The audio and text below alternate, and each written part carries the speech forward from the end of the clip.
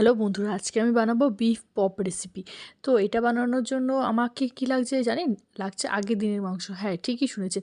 আগের দিনে যে মাংসটা বেঁচে গিয়েছিল সেই মাংসটা দিয়ে আমি বিকালের একটা সুন্দর দেখে বিফ নাস্তা বানাবো। তার জন্য নিয়ে নিয়েছি আগের দিনের মাংস। সেই মাংসগুলোকে ছোটো ছোটো পিস করে কেটে নিয়েছি, তার মধ্যে দিয়ে দিলাম পেঁয়াজ কুচি, কাঁচা লঙ্কা কুচি আর ধনেপাতা কুচি আর সামান্য একটু নুন দিয়ে ভালো করে এটা মেখে নিলাম।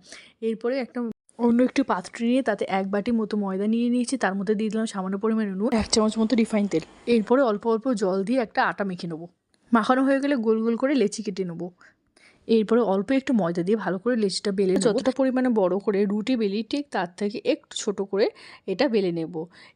এরপরে মাঝখান থেকে ছুরি দিয়ে কেটে ওটা ভরে তীব্র চাকতি দিয়ে একটা শেপ দিয়ে চারিদিক থেকে ভালো করে এরপরে কড়াতে রিফাইন তেল দিয়ে বা আপনারা যে তেল ব্যবহার করেন সেই তেল দিয়ে একে একে ভেজে নিন। দেখবেন এগুলো কত সুন্দর ফোলা ফোলা হয়েছে, খেতেও অনেক সুন্দর। বিকালের নাস্তার জন্য এটা পারফেক্ট।